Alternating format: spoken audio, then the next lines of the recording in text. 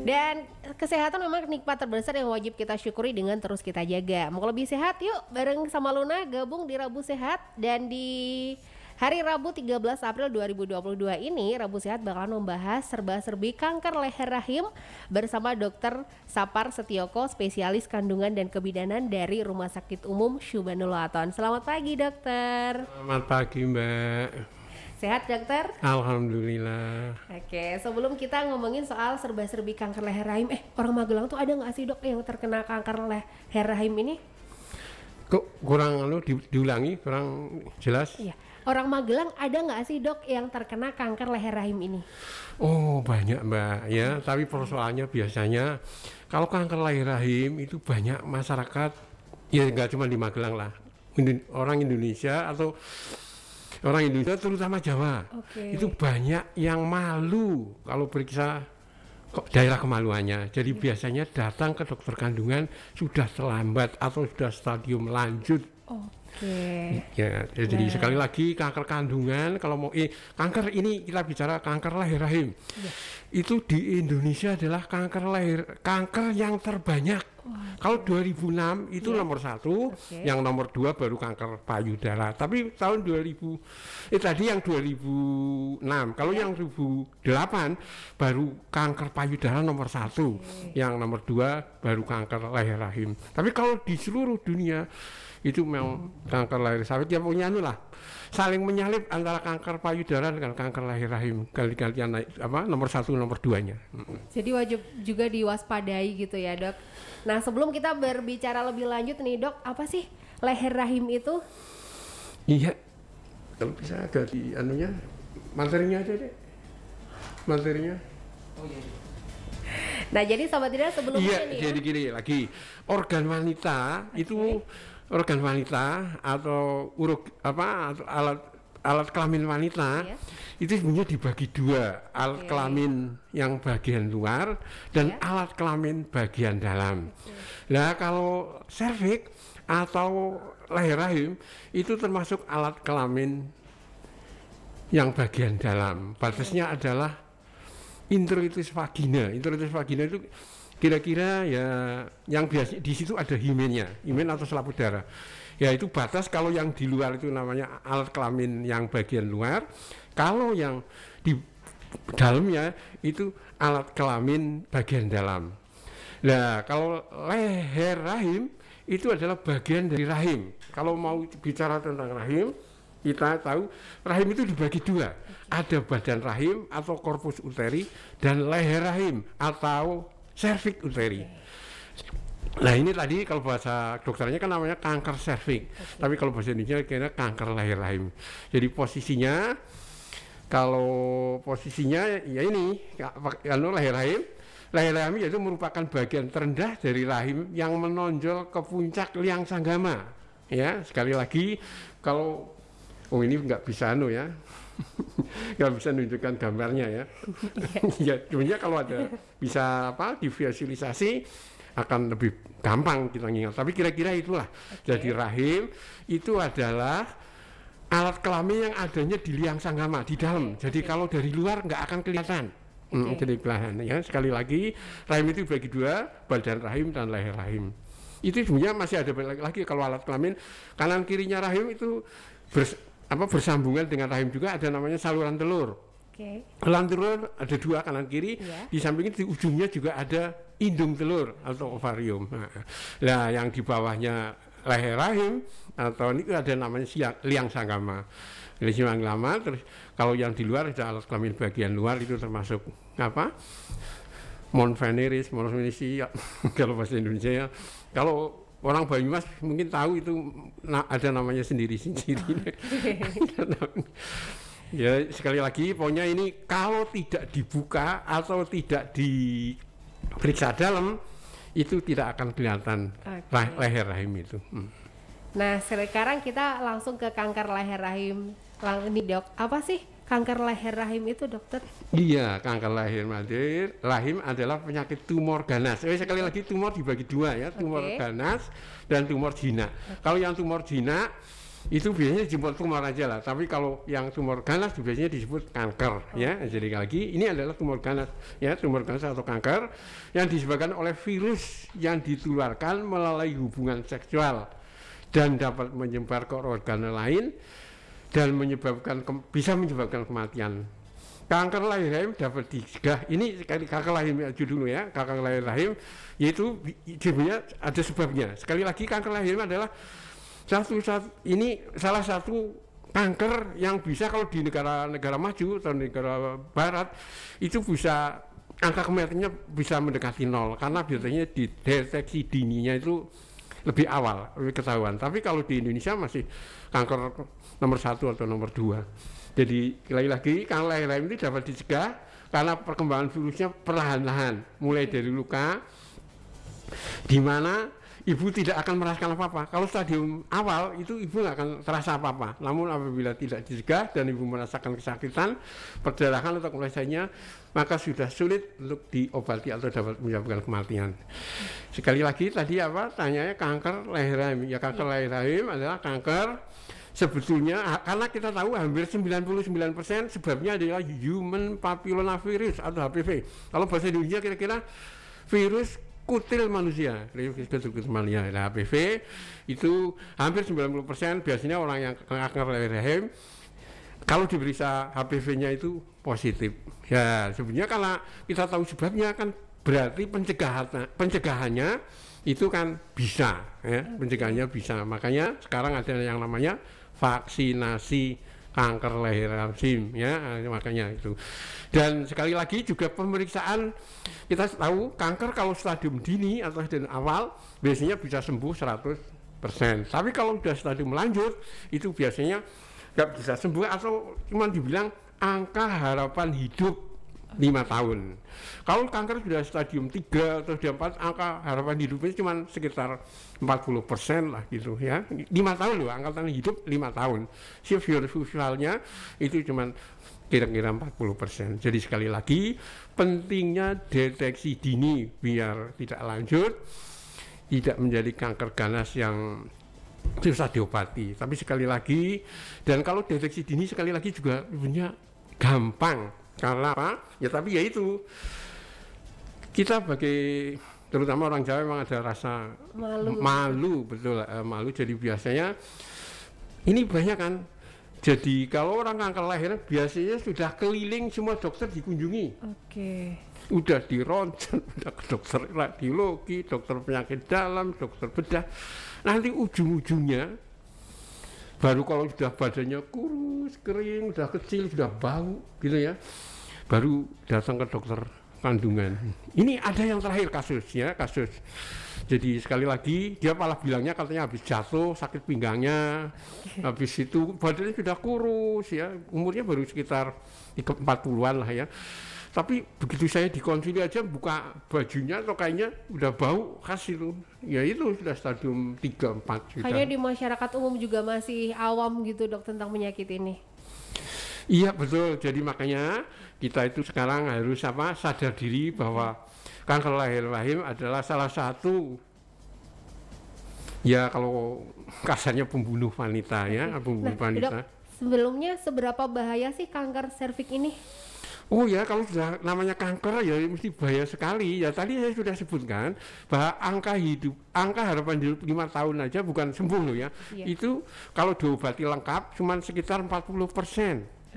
Jadi umpamanya 10 pasien yang punya angka harapan hidup 5 tahunnya cuma 4 kalau dari 10 pasien. Nah, tadi sekali lagi makanya sebenarnya semua wanita yang sudah pernah hubungan seksual atau sudah menikah itu harus melakukan pemeriksaan screening atau penyaring ya. Mungkin nanti di slide berikutnya nanti ya lebih lanjutnya. Sebelumnya nih penyebab kanker serviks ini biasanya apa sih dok? Ya tadi human papillomavirus atau HPV. Itu hampir 90%. Dan human papillomavirus itu bisanya ditularkan lewat hubungan kelamin. Jadi kalau bukan hubungan kelamin jarang lah ya. Sedangkan untuk gejalanya sendiri? Gejalanya kalau stadium awal biasanya tidak ada. Stadium awal ya. Kalau sudah lanjut, lah biasanya akan ada keputihan, terus keputihannya bau, terus ada darah, baik darah keluar sendiri maupun kontak bleeding. Maksudnya kalau kumpul keluar darah ya. Habis itu terus ada gangguan kencing. Karena rahim sendiri bisa menjalar atau mengganggu jalannya kencing maupun jalannya buang air besar. Jadi biasanya keluarnya ada gangguan kencingnya juga, kaki bawahnya bisa bengkak, terus buang air besar bisa ada gangguan. Pokoknya kalau sudah lanjut itu ya generik terus bisa menyebabkan kematian. Kematiannya paling banyak biasanya justru karena uremia. Uremia masuk ke darah. Itu sebabnya karena ureternya kebendung oleh tumornya. Nah itu ada kalau rahim itu di situ ada infiltrat, ya, ada infiltratnya. Makanya biasanya orang SRV kalau sudah ada gangguan saluran kencingnya itu sudah stadium 3B. Itu sudah stadium 3 lah. Itu bisa hidronefrosis, hidroureter, maksudnya ginjalnya membesar, ureternya membesar. Nah, kalau ureter itu adalah saluran kencing antara ginjal dengan kandung kencing. Dokter Luna pernah dengar nih katanya perokok berat itu bisa menyebabkan kanker serviks. Ini benar nggak sih, Dok? Betul ya. Ini memang di sini ada faktor risiko. Ya, faktor risiko. Jadi orang-orang yang risiko yang kecenderungan gampang mengidap kanker rahim. Salah satunya adalah perokok baik aktif maupun tidak aktif.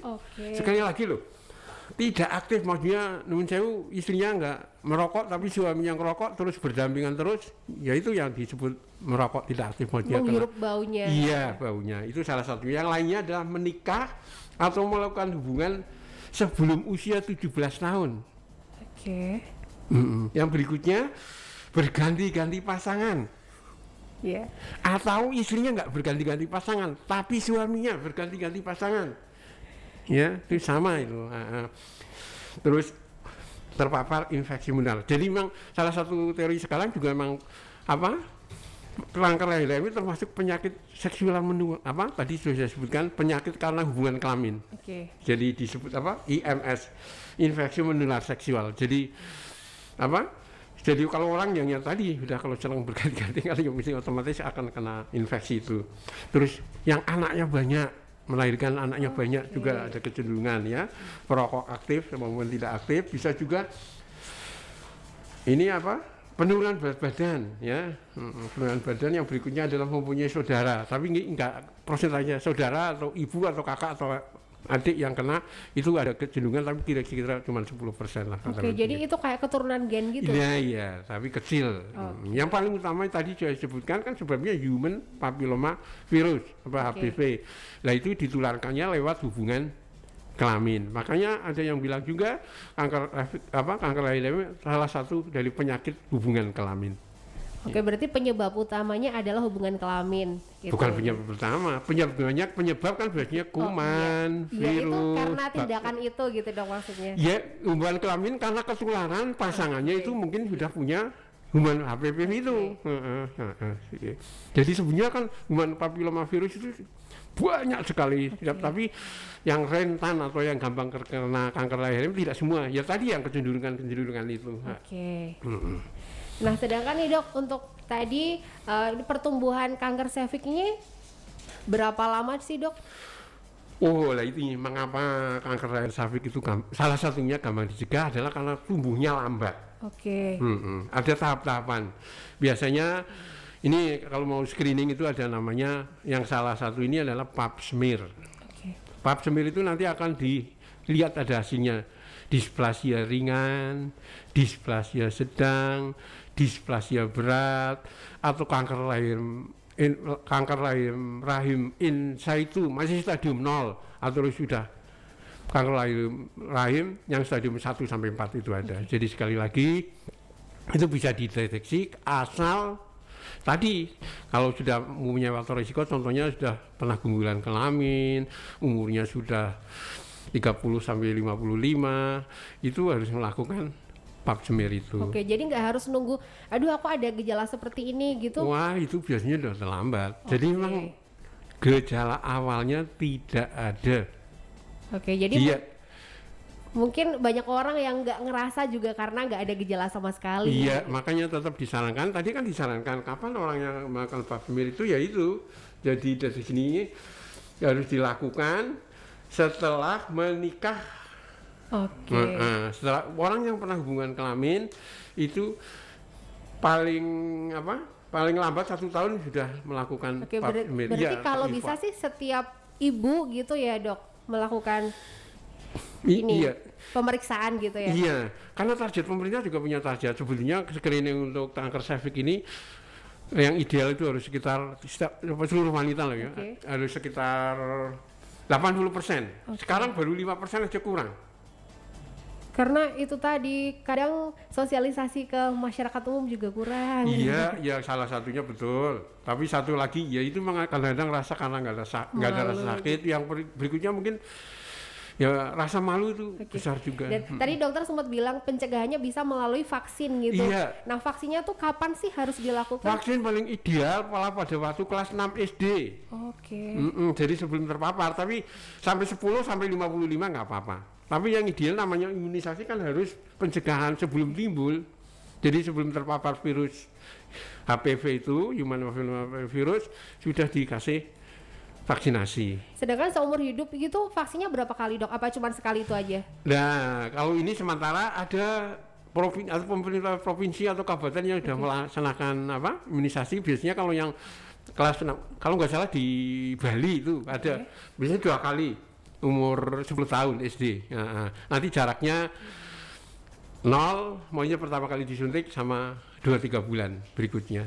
Oke, berarti jarak antara vaksin pertama dan kedua itu nggak lama ya? Iya tadi antara 2 sampai 3 bulan itu. Tapi yang jadi kendala sekarang adalah vaksinnya yang masih mahal. Iya, masih mahal. Sedangkan di puskesmas gitu bisa nggak sih dok kalau mau minta vaksin seperti ini? Pemerintah sedang berusaha untuk vaksinasi kayak vaksinasi bayi yang lain lah, kalau mungkin hepatitis, kayak cacar itu mau dijadikan rutin, tapi sekarang belum terlaksana. Tapi kalau misalnya di rumah sakit gitu apakah sudah ada vaksin ini? Ya itu biasanya harus diresepkan. Iya, karena kan yang berminat masih kurang. Iya. Oke, nah Sobat Tidar, nanti lanjut lagi kita ngobrol-ngobrolnya tentang serba-serbi kanker serviks ini ya. Dan kanker tidak mengenal usia maupun jenis kelamin loh Sobat Tidar. Kanker apapun pasti berbahaya, tapi dengan deteksi dini semua dapat terselamatkan. Dan meski demikian ada beberapa jenis kanker yang lebih sering menyerang jenis kelamin. Salah satunya adalah kanker leher rahim ya. Untuk info pap smear dan deteksi dini kanker hubungi RSU Subhanul Waton Magelang.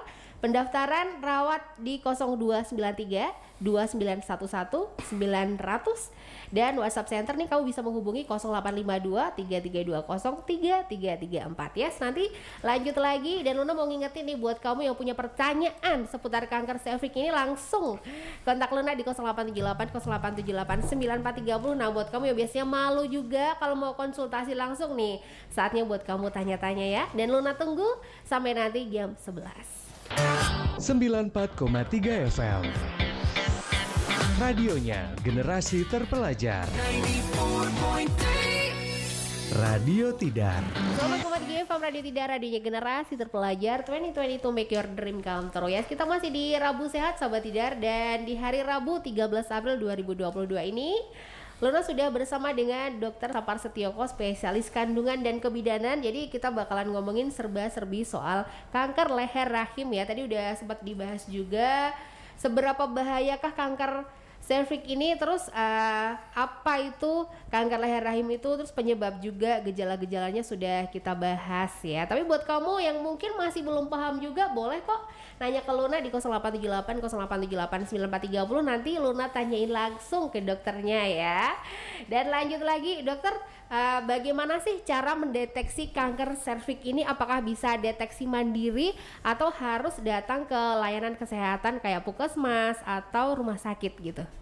Iya, sekali lagi tadi juga sudah disebutkan kalau kanker leher rahim stadium sini itu keluarnya juga nggak ada. Jadi tapi yang merasa sudah pernah melakukan hubungan seksual minimal 1 tahun harus sudah dilakukan pemeriksaan screening, yaitu yang ada 2 pemain screening itu, biasanya dengan IVA atau pemeriksaan lihat langsung porsi dengan yang diolesi dengan asam cuka atau IVA itu inspeksi visual asetat, asam asetat. Yang kedua adalah tadi pemeriksaan pap smear ya. Jadi kalau mandiri otomatis nggak bisa, tapi sekarang sudah ada juga kalau IVA itu bisa dikerjakan di puskesmas, terutama untuk bidan-bidan yang sudah dilakukan pelatihan. Jadi pelatihan. Nah, kalau yang PA, nah itu biasanya untuk pemeriksaannya itu perlu dokter ahli patologi anatomi. Jadi ngambilnya sampel itu pun harus di rumah sakit, karena itu juga ada tempatnya atau ruangannya, alatnya. Di samping itu perlu dikirim ke laboratorium untuk dilakukan pemeriksaan patologi anatomi. Oke dokter, mungkin masih banyak juga yang masih asing dengan pap smear tuh, pemeriksaan yang gimana sih dok?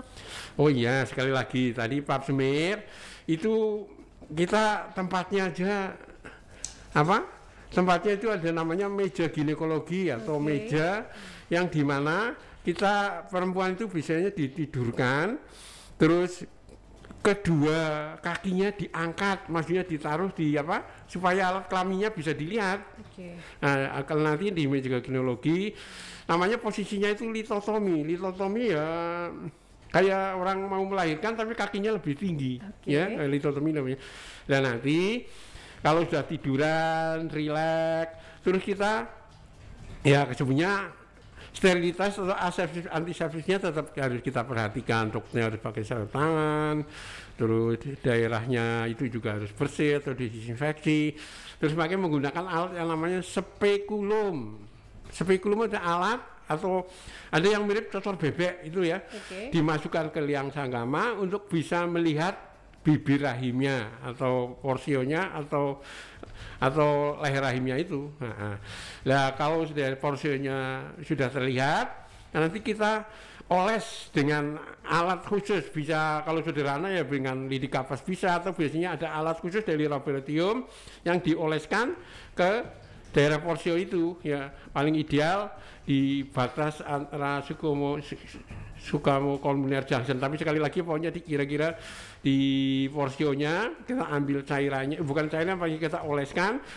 Nanti dari olesannya itu kita oles ke gelas pemeriksaan itu, makanya objek gelas ya, dengan objek gelas. Habis dioles ke gelas, terus kita fiksasi dengan alkohol. Terus nanti kalau sudah agak kering, maksudnya sudah kering, dikasih identitas, terus nanti dikirim ke dokter ahli patologi anatomi. Sekali lagi memang harus dilakukan minimal di puskesmas, kalau cuma periksa aja bisa untuk mengambil, kalau yang sudah terlatih loh ya. Tapi kalau di rumah sakit saya kira kalau dokter kandungannya ya nggak ada masalah untuk periksa, ngambil sampelnya untuk dilakukan pemeriksaan pap smear itu. Jadi sekali lagi tiduran dengan posisi litotomi, terus kita menggunakan spekulum namanya, kalau mau sendiri pakai cocor bebek itu, tapi ada spekulum juga kalau yang mau dibagi orang lain namanya sim spekulum. Jadi sekali lagi tujuannya dibuka kemalinya supaya kita bisa melihat porsionya itu atau bibir rahimnya. Terus nanti kita oles dengan lidik kapas atau dengan alat yang khusus, terus kita oleskan juga ke objek gelas, terus kita fiksasi dengan alkohol, kita kasih identitas, kita kirim ke dokter patologi anatomi. Oke, sedangkan untuk dari pemeriksaan itu sampai dengan nunggu hasilnya tuh berapa lama sih dok? Ya itulah kekurangannya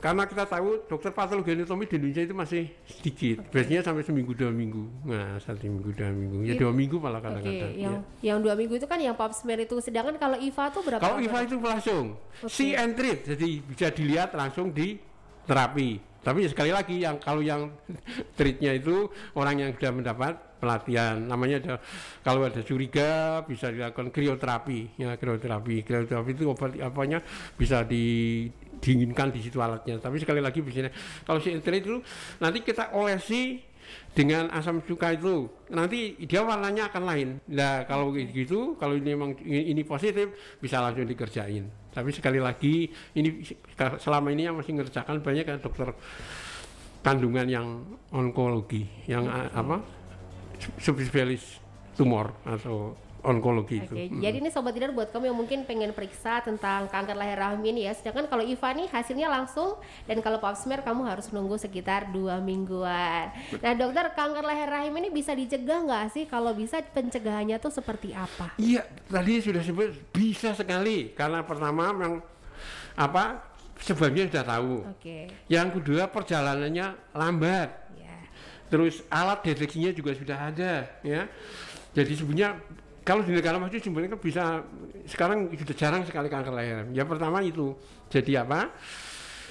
Kalau wanita, ya kan tadi adanya kanker leher rahim adalah setelah melakukan hubungan kelamin. Jadi kita kalau sudah merasa melakukan hubungan, setelah itu harus melakukan pap smear.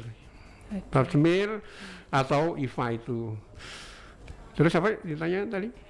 Ini pencegahannya seperti apa? Oh iya, pencegahannya ya itu. Pertama, kalau bisa, kalau itu tadi kan penyakit ya jangan kumpul atau minimal pakai kondom. Ya, itu yang pertama. Gitu. Yang kedua, di edukasi, pendidikan lah ya. Mungkin anak-anak SMA diterangkan kalau ini nanti ketularan ini karena kita tahu bahwa kanker leher ada penyakit karena menular seksual. Jadi kalau masih terlalu dini, apalagi kalau masih di bawah 17 tahun sudah kumpul, itu dia akan gampang ketularan. Semakin rawan gitu ya. Iya, terus berikutnya tadi ada namanya vaksinasi. Itu pencegahan ya. Nah, vaksinasi bisa dilakukan 2 kali tuh ya Sobat Tidar ya. Iya, ada yang juga.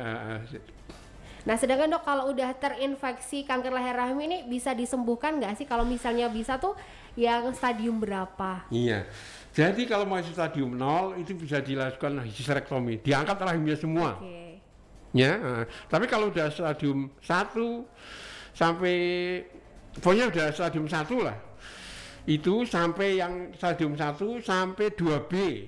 Itu kalau stadium 0, 1A, 1B, 2A, 2B, 3A, 3B itu stadium 4. Kalau 1 sampai stadium 2A di samping operasi dikasih kemoterapi, kemo radiasi di samping obat anti kanker plus dibestral kalau radiasi juga. Tapi kalau sudah stadium lanjut, ya sudah lanjut, biasanya stadium lanjut itu terapinya cuman kemo radiasi. Kalau sudah stadium 4 pasti cuman paliatif. Paliatif itu cuma mulai ngurangi gejala aja. Ini kalau bau supaya nggak bau gitu ya. Jadi sekali lagi, sembuh tidak sembuhnya itu tergantung stadiumnya. Kalau awal biasanya tidak bisa sembuh 100%, tapi kalau sudah lanjut, yaitu kalau sudah cuman angka harapan hidup 5 tahun ya. Tuh, Sobat Tidar, periksa lebih dini ya. Iya. Nah, sedangkan resiko untuk orang yang pernah menderita penyakit kanker leher rahim ini apa aja sih dok? Mungkin jadi nggak bisa punya anak atau gimana? Nggak cuma itu, yang paling takutkan adalah kematian. Jadi kematian. Jadi biasanya kematiannya itu yang sudah lanjut itu biasanya karena uremia tadi saya sebut ya, karena saluran alat saluran kencingnya kebendung oleh tumornya itu atau perdarahan. Ya, jadi sekali lagi kalau sudah stadium lanjut, kalau nggak diterapi ya otomatis ya hidup mati, nun sewu Gusti Allah. Tapi sekali lagi kalau setelah ilmu kedokteran, kalau udah uremia, udah umpamanya HB-nya rendah, terus nggak bisa di stop, nggak bisa diperbaiki, ya totoannya ya itu nyawa itu. Sedangkan kalau yang udah pernah terkena penyakit ini dan sembuh total gitu masih bisa punya anak gitu dok? Ya kalau stadiumnya masih dini bisa. Ya kalau stadium 0 aja nggak bisa, rahimnya udah diangkat. Oh, harus rahimnya diangkat. Iya, tapi kalau yang disebut kanker ya mulai stadium 0 itu. Itu pun harus sudah diangkat. Stadium 0 itu histerektomi total ya, jadi sudah nggak ada rahimnya. Ya otomatis tidak bisa punya anak. Hidup aja alhamdulillah. Tuh Sobat Tidar, makanya kamu harus lebih waspada terhadap kesehatan diri kamu, terutama buat yang cewek-cewek yang ibu-ibu tuh ya. Nah, sedangkan dokter untuk penularannya tuh cuman bisa melalui hubungan seksual gitu ya? Iya. Jadi selama ini ya mungkin kalau lewat handuk, lewat itu ceritanya nggak ada lah, katanya mungkin di kamar mandi apa itu ya, karena makanya disebut penyakit karena hubungan kelamin juga atau IMS, infeksi menular seksual. Oke, sekarang nanti Luna bakal bacain pertanyaan-pertanyaan kamu nih Sobat Tidur. Waduh, banyak banget yang sudah gabung sama Luna via WhatsApp di 0878 0878 9430 ya. Tapi Luna masih nungguin kamu loh ya, yang belum nanya-nanya. Nanti Luna langsung tanyain sama Dokter Sapar Setioko, spesialis kandungan dan kebidanan dari Rumah Sakit Umum Syubanul Waton. Dan Sobat Tidar, kanker tidak mengenal usia maupun jenis kelamin loh. Kanker apapun pasti berbahaya, tapi dengan deteksi dini semua dapat terselamatkan. Meski demikian, ada beberapa jenis kanker yang lebih sering menyerang jenis kelamin. Salah satunya adalah kanker leher rahim. Untuk info pap smear dan deteksi dini kanker, hubungi RSU Subhanul Waton di pendaftaran rawat jalan di 0293 2911 900. WA Center di 0852 3320 3334. Stadium 1B itu biasanya keluarnya belum, paling keputihan ya. Tapi kalau sudah stadium lanjut, sudah stadium 2B, 3A, 3B, 4 itu biasanya keluarnya baru muncul. Keluarnya itu biasanya ya tadi keputihan, terus perdarahan, baik perdarahan spontan maupun perdarahan yang karena hubungan kelamin, terus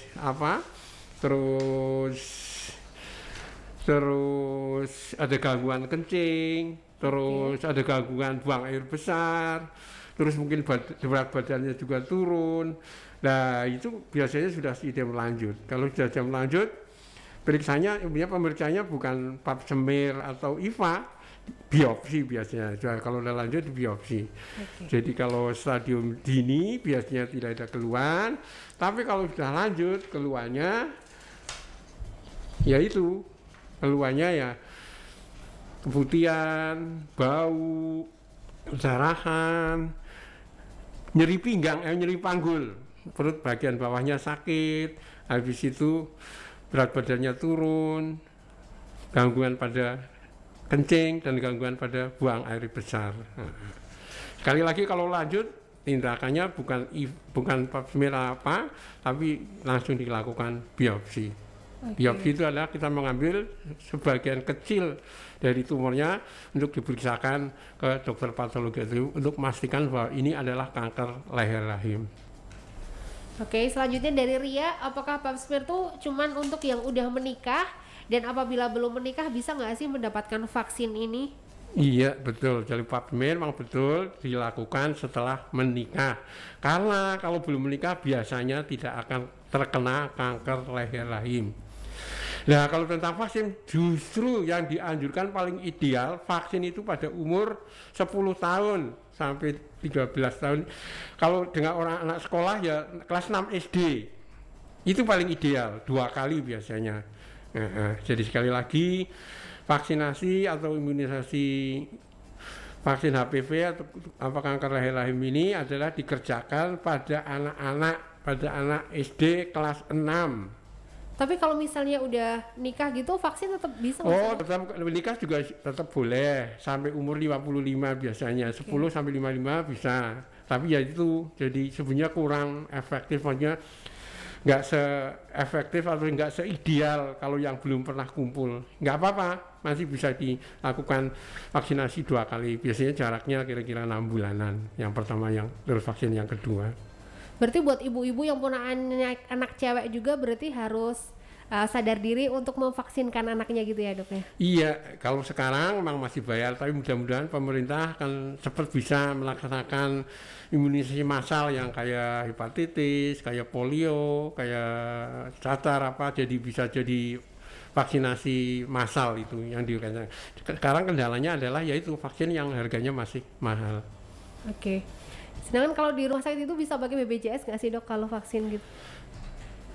Nah, ini saya kurang tahu terus terang aja karena ini masalah manajemen atau manajemen. Biasanya BPJS sekarang kan ini juga rahasia. Ya mungkin nggak ada semua penyakit bisa pakai BPJS gitu juga ya. Kan biasanya kalau nggak salah mengobati penyakit. Iya, kalau umpamanya ingin anak terus orang KB itu aja BPJS nggak berkenan biasanya. Jadi kalau bukan penyakit atau ini biasanya tidak. Jelas-jelas bukan. Lain kalau sudah serviks akan diganti ya. Kalau sudah serviks, tapi kalau screeningnya saya kurang paham, tapi kemungkinan tidak bisa. Oke, jadi mungkin yang penasaran bisa langsung konsultasi ke RSU Syubhanul Waton sahabat Dinar. Nah, sedangkan dok, sekarang kan banyak tuh anak muda yang udah coba-coba. Nah, kalau misalnya mereka ini pengen pap smear, kan belum nikah dok, bisa nggak sih? Maksudnya kalau dia mungkin terbuka, saya sudah pernah kumpul, ya bisa. Oke. Ya sebenarnya mungkin belum menikah. Kalau belum menikah kan kita tahu di adat apa? Sopan adat istiadat itu kan ada selaput darah.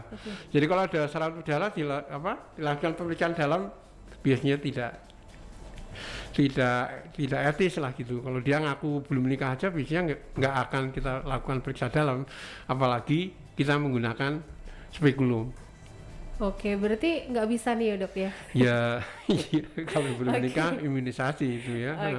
Jadi kalau sudah nikah atau dia terus terang, saya sudah kumpul, saya kok takut, saya pengen pap smear, gitu bisa? Boleh. Ya itu harus terang. Nah, tapi ya kalau otomatis, ya itulah ada selaput darah itu nanti takut dianggap nggak gadis lagi, jadi nggak bisa. Otomatis kalau kita periksakan menggunakan spekulum, ya selaput darahnya akan sobek. Oke, selanjutnya dari Okta, dok, ibu saya baru didiagnosis kanker serviks dan akan dilakukan operasi, sedangkan usia ibu saya tuh udah 60 tahun. Apakah ada solusi terbaik untuk ibu saya selain dioperasi? Ya, kalau dioperasi kemungkinannya masih di bawah stadium, pokoknya stadium 1-2 lah, ya belum 3. Alhamdulillah. Karena tapi nanti kalau sudah dioperasi juga biasanya tetap mendapat pengobatan anti kanker maupun radiasi, yang nanti akan yang lebih tahu atau lebih bijak atau ya dokter onkologinya atau dokter yang merawat itu DPJP-nya. Ya tapi sekali lagi kalau umurnya sudah 60 tahun disarankan operasi, itu kemungkinan masih stadium awal ya, maksudnya belum yang lanjut yang sudah nggak bisa dioperasi. Karena dioperasi itu ada syaratnya ya, ada syaratnya, biasanya paling tinggi stadium 2A. Kalau sudah 2B aja sih harusnya dioperasi. Ya, tapi tetap dilanjutkan dengan kemoradiasi. Oke, satu lagi nih dokter dari Dina. Siang dokter, emak saya mengidap penyakit serviks, apakah sebelum dioperasi harus ada sampel dan apa reaksi yang timbul setelah diambil sampel? Terima kasih atas jawabannya. Sebelum meninggal?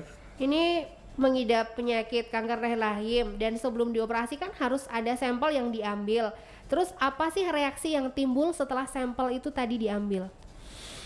Biasanya sebelum didiagnosa itu dilakukan pemeriksaan dulu. Itu berarti pernah dilakukan sampel, diambil sampelnya. Nggak mungkin kalau nggak ada sampelnya. Kita tahu penyakit kanker rahim ada penyakit yang pengobatannya lama dan biayanya juga besar. Jadi kalau belum ada bukti pasti, yaitu patologi anatomi, tidak mungkin. Jadi walaupun contohnya kanker rahim stadium 3B, stadium 4, stadium 3A itu diperiksa dengan vaginal tusia atau periksa dalam vagina aja kita sudah bisa membayangkan ini aspek. Tapi sebelum ada bukti patologi anatomi bahwa ini kanker rahim, belum boleh diobati atau dioperasi. Oke, nah, jadi ini juga nanya kalau ini reaksi apa yang timbul setelah diambil sampelnya tadi?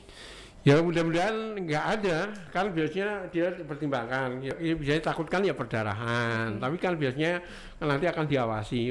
Sampel itu kan cuma sedikit aja, cuma untuk memastikan bahwa ini kanker rahim. Biasanya ya namanya aja biopsi, jadi cuma jaringan kecil aja yang diambil.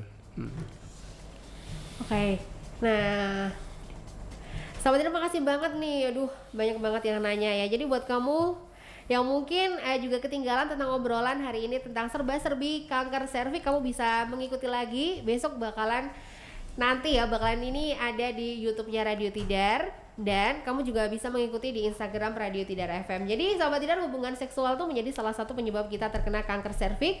Kanker serviks juga tidak ada gejala tapi dapat disembuhkan yang awal, deteksi dini ya. Iya. Oke, nah, pemeriksaan rutin menjadi kunci kita terhindar dari ganasnya kanker serviks, dan nggak perlu ragu, segera ke RSU Syubhanul Waton Magelang karena ada layanan pap smear dan deteksi dini kanker. Kontak aja via WA Center ke 0852 3320 3334 atau 0293 2911 900. Follow Instagramnya juga Sobat Tidar. Untuk info lengkap langsung cus di @RSU Syubhanul Waton. Dan dokter, Terima kasih atas ngobrol-ngobrolnya hari ini. Ilmunya pokoknya banyak banget dan pastinya bermanfaat buat sahabat Tidar. Sama-sama Mbak, terima kasih sekali lagi. Saya ingatkan bahwa semua wanita yang pernah melakukan hubungan seksual